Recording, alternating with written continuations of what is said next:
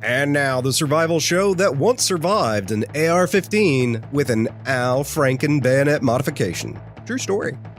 In this episode, we're joined by author Steven Konkoly. He's going to tell us all about how he crafts his prepper fiction just for you and his latest book. Howdy and welcome to the Rabbit Hole's Urban Survival Podcast. This is episode number 234. I'm your host, Aaron, and you are in the rabbit hole, safe and sound.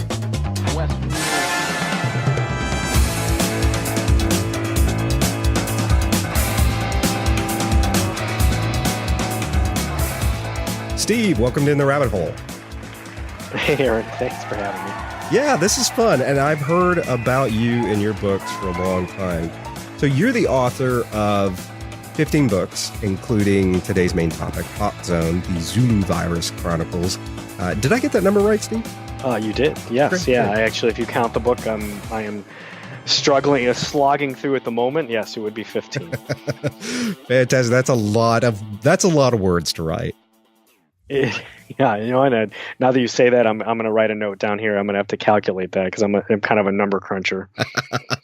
So these are book club episodes where the audience gets to hear about their favorite authors or perhaps maybe even their new favorite author and find out a little bit more about them. So let's find out first a little bit more about you and start with the easiest part, which is, are you a prepper? I get that question a lot. And I'm going to say relative to the rest of the population, you could definitely call me a prepper.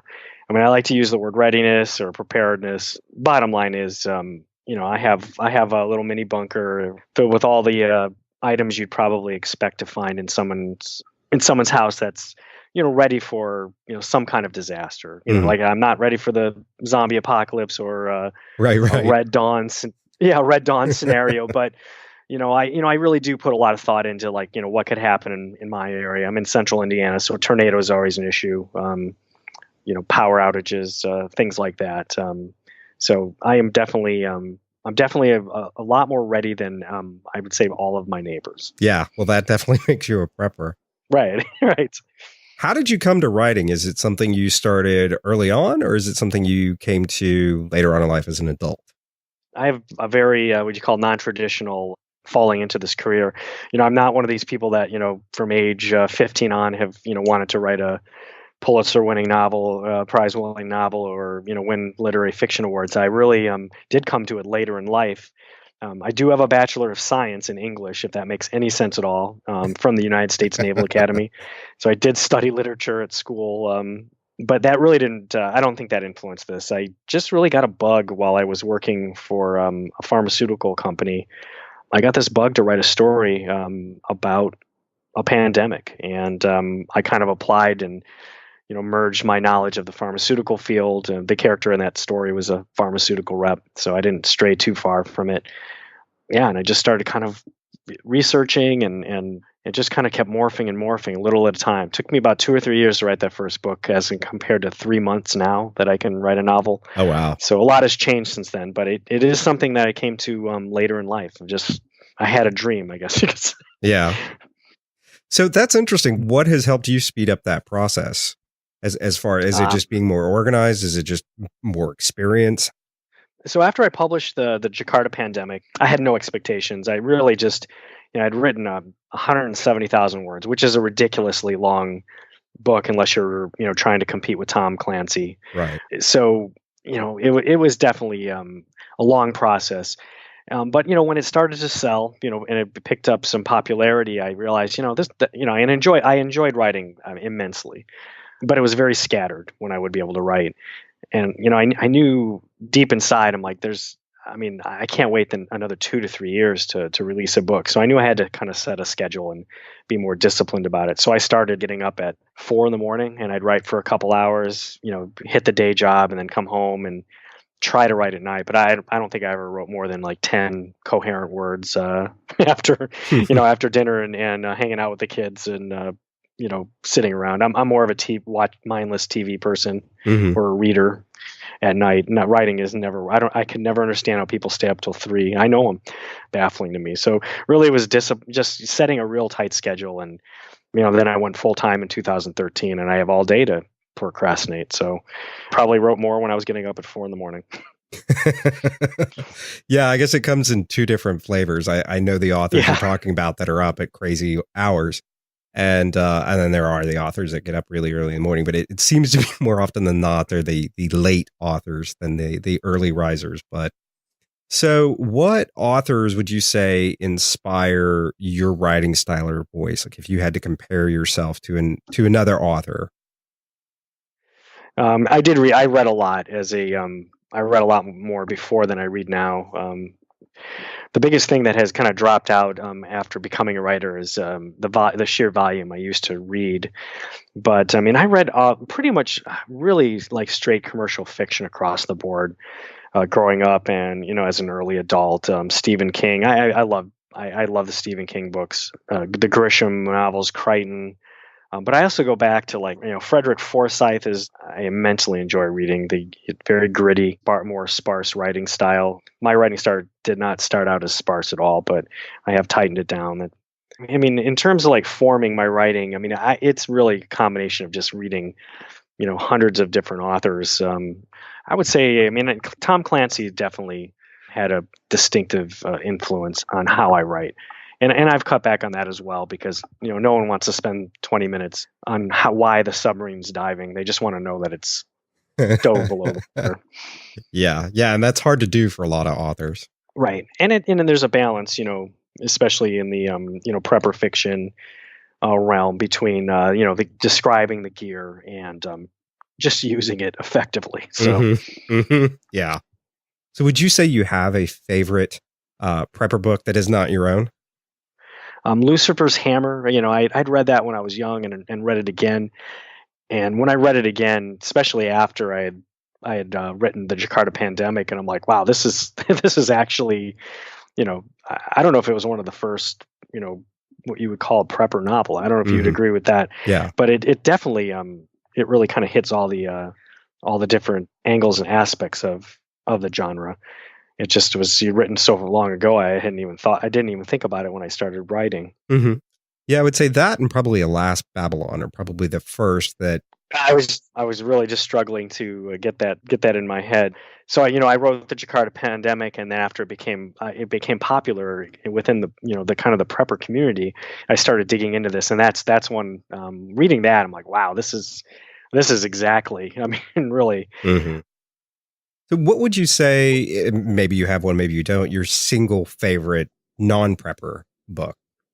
I love Stephen King's Dark Tower series. So it's completely unrelated, although it is it is dystopian, right, in a strange sense. And the other one is Rainbow Six by Tom Clancy. That's definitely a book I'll read every other year. So what inspired you to write Hot Zone? So this is an interesting story, or maybe not. I'm joking. It'll be interesting. So the virus in Hot Zone is not something new that I created recently. I had written 4 books in a Black Ops series of very Clancy-esque series called the Black Flag series. One of the centerpieces of that series is a Russian bioweapon scientist that has created the designer virus that he's trying to sell, and he actually infects the city to kind of demonstrate what it can do.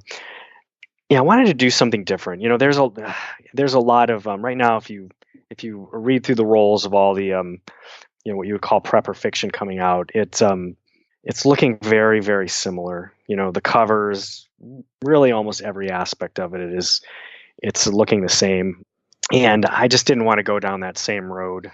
For good or for bad, for my checkbook. But I just wanted to kind of do something a little different and kind of get back to a more personal level. And that's what I thought the Jakarta Pandemic was like. And I know you had read it. It's a kind of a claustrophobic, very, very focused on people and not really nothing outside of it. So that was my intention, was to do something that hadn't been done. And at that point, a bioweapons attack, on a city, or in the case of the Hot Zone, multiple cities, fit the bill. And I decided I was going to focus and expand it a little bit. I give little hints of conspiracy that at what is behind it, but really thrust of the book is on 6 kind of different people. I wanted all walks of life to kind of show, an emergency room physician, what is their experience during this release. A police officer, what's theirs? Kind of a upwardly mobile yuppie, for a better term. Kind of clueless couple. What would happen to them? And there is a scientist that works on something similar and kind of has a good idea what had happened, and merge them all together into like a team. So at the end of the Hot Zone, not to give it away, all the characters kind of are working toward intertwining and becoming one. Mm-hmm. Very cool. So now, and I do want to be clear for listeners, like we're talking about the second book in what is a series of books. We'll be back after this quick break. Listener, do you get at least $3 a month worth of value out of ITRH? You should see what we do for the Roving Horde Armada members. Check it out today by visiting itrh.net. Members get access to episodes a day early, access to monthly virtual and in-person meetups in some areas, an invitation to the secret ITRH Armada Facebook group so you can chat about survival all day long with like-minded people. Access to every episode ever produced by ITRH. That's right, all the way back to the beginning, including one that was never aired. And those are just a few things you get with your membership when you sign up and become part of the ITRH Roving Horde by going to itrh.net. Again, that's itrh.net. Can you walk us a little bit, I mean, not without giving away too much, of course, but can you walk us a little bit into how the series starts and where we kind of go from here? So the virus is already in place. It starts with, like I said, 6, police officer and his son who are on a 2-week camping trip. He's divorced. Mm-hmm. A couple that was on a vacation, a cruise. That's the kind of the yuppie couple. The scientist was out of town at a conference that's sort of related to what happens, in a far-reaching way, and the ER physician who is in town and is not showing signs of symptoms yet. And it really kind of follows them kind of alternating scenes as things just get worse and worse in the city. So the emergency room is overrun, people are getting violent, and it's just getting to a point where she has to make a decision to leave or stay. And the same with the police officer staying on duty. So there's a lot of conflicts of duty. Mm-hmm. He's conflicted between staying home with his son and, his duties as a public servant. And the scientist is also conflicted. So there's a lot of tearing at people, I think, in the book, until they finally just kind of reach a boiling point. And that's where their paths, merge. And I think it took me a lot of hand-wringing and some pretty intricate plotting to pacing to make, bring them together in a realistic fashion, and then close out the book with just this insane sequence of action. And I don't want to give away anymore. Yeah, no, perfect. I think that's plenty. So, and your books seem very character focused, which I think is great.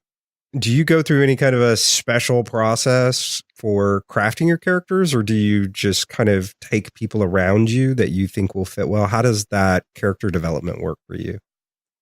Some people will create dossiers or 1-page character sketches. Mm-hmm.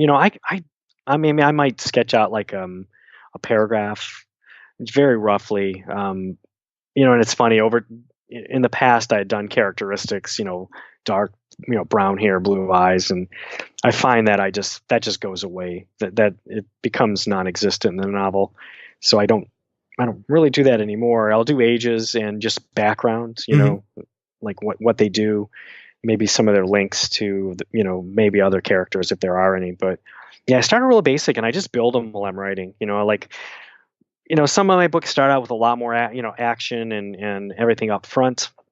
But there's always time to slow down and, have some introspection and either through dialogue or narrative. Building these characters up. I mean, I do enjoy doing that, and that's a big thing my wife definitely helps me with. She's like, this character's doing a lot of stuff, and they're awesome in that way, but I just don't know, people will care about them. So I go back and I'll very carefully, put things in there. And it doesn't take that much to character build. You don't have to have 20 pages of backstory and this and that. It can come in subtle ways. So I think over 14, 15 books, I've gotten decent enough. I'm not going to say I'm good at it, but I have a pretty good feel for right now. I without giving anything away, I'm like I have characters from the first Hot Zone book that are just I don't think they've appeared. They haven't done much more than agree with someone in a conversation, and that's unbalanced halfway through the book. So I have to go back and figure out a way to get them more involved, and it won't be that hard. I've done that before. Mm-hmm. Interesting. So, and we've alluded to this. I think we've pretty much alluded to it, but I think to put a fine point on it, when you write, are you trying to tell just a story in a genre you like? Or are you trying to teach readers lessons wrapped in stories you enjoy crafting? I would say I trend way towards the just telling an entertaining story, crafting a story that I like and that I think readers will like. I mean, I believe that if you don't do that, you'll catch a certain audience. Some people like that, more of the handbooks, teaching style, with a story kind of sort of loosely wrapped or thinly wrapped around it. But I do it the other way around, and it helps. Then in my mind, I think readers don't feel like they're being given a certain set of beliefs, and I mean it always seeps through. I mean it's impossible to keep right. We all have our biases, your own thought. Yeah, you know what I'm saying. Yeah. But I don't start out with that intention, and I like characters to develop and learn. So I will get the complaints like, oh, hey, that guy, I can't believe he did that. That's ridiculous. Me, the author, doesn't know anything about tactics or firearms or wow, that's just counterintuitive to do that. And my characters make mistakes not because I don't know better. In my mind, the most boring story possible is the guy that or the woman that just does everything perfect. Yeah, headshots from 1,000 yards, nothing goes wrong. Right. It would. I could tell that story, but I just think people would tire of it very quickly. So I like to set up a lot of mistakes. People do dumb stuff. They continue to go in the basement even though 3 people have already been murdered in the cabin. Mm-hmm. But they'll go down with a flashlight with dicey batteries. They every time. Of course, it's good stuff. The dark basement with dodgy batteries. So, oh yeah. The circuit breaker. It must be, exactly. Right, of course. I think prepper and dystopian fiction in general is very dark, and I would imagine authors writing in that genre have to spend a tremendous amount of time in I guess for lack of a better term, in a really dark headspace for long periods of time. How has writing these books changed your preparedness journey, or has it changed it at all? I would say so. I'll address like 2 aspects of that. Okay. Like kind of the emotional, sort of journey or impact, and then and I'll very simply answer. So before writing the Jakarta pandemic, I'm ex-military. I spent 8 years on active duty. I worked with the Marines for 4 of those years. I'm very comfortable with firearms. And never met a firearm I didn't like. Mm. But through researching, and really putting a lot of thought into like what would it be required to survive. In this case, I think I was projecting 3 to 6 months in isolation. The research just, I realized, geez, I don't think I have enough in my house to survive 2 weeks. And then I find out that's actually good. Like I'm already ahead of like 90% of the people around me, Mm-hmm. who, really shop, people shop every day, or just week to week. So, in that terms, I really got me to thinking about, a longer term, a more robust plan, more than just Band-Aids and a pack of batteries in the house. So it definitely turned me into, what you would, call the prepper, if so to speak, that I am today. In terms of like writing this dark stuff, yeah, I think my wife can tell. I mean, right now I'm I'm at a point in this book where things are just fast paced and moving. So I can't sit still. And I honestly could, if I could spend every minute in the office thinking about and writing, I would. So like my wife just knows that. She's like, I'm not going to sit down for very long at dinner, or I'm absolutely forcing myself with like kind of like I have to go to the bathroom look on my face. And she's like, go ahead, go ahead and go. I'm like, thank you. But people are like kind of surprised that like, when they meet me that I am pretty upbeat and positive, even though my books are pretty grim. A lot of pretty bad stuff happens. People just assume that I think post-apocalyptic and dystopian authors are these dark, dreary people. But it's not true. But I do have some deep moments of like worry and kind of introspection, and you could call it anxiety. It's world events can get me on Amazon ordering stuff like in a snap. Yes. I'm sitting there 1 minute, I'm reading an article about North Korea, the next minute $400 worth of stuff's heading to my house. Oh yeah. Within 2 days, because it's Prime now. I'm Amazon Prime. Exactly. Yeah. There's been several books where I had to close the laptop and walk away because it was just like, wow, I'm going to end up ordering a bunch of cases of ammo that I didn't need to order this month. And I totally need a new bug out bag because mine's not fine the way it is. Absolutely. Yeah.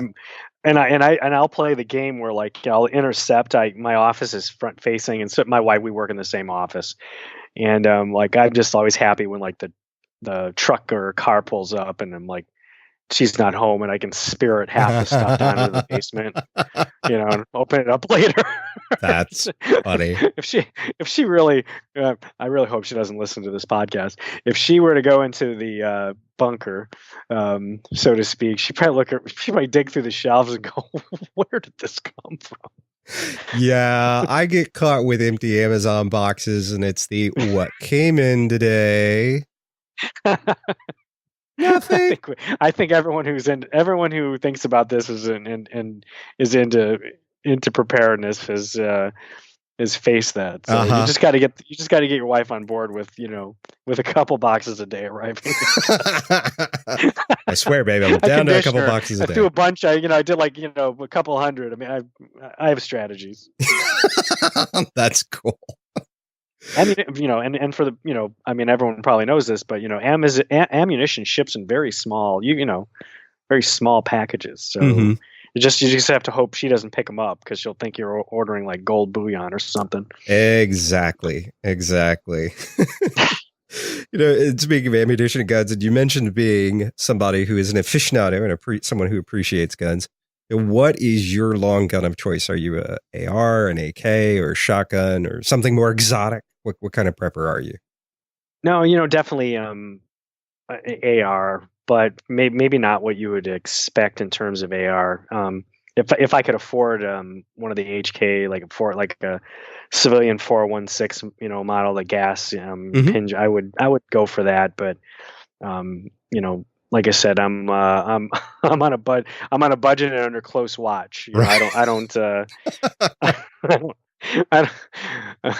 I don't run the checkbook and the bank account anymore. So I'd have to really watch it. That's I know, don't laugh. No, I know what you mean. Yeah. Yeah. So interestingly enough, I have owned a Colt AR for over 26 years. So this is something I had purchased when I was at the Naval Academy, and it's ancient, and I've tricked it out. And since I fired this thing for so long, I mean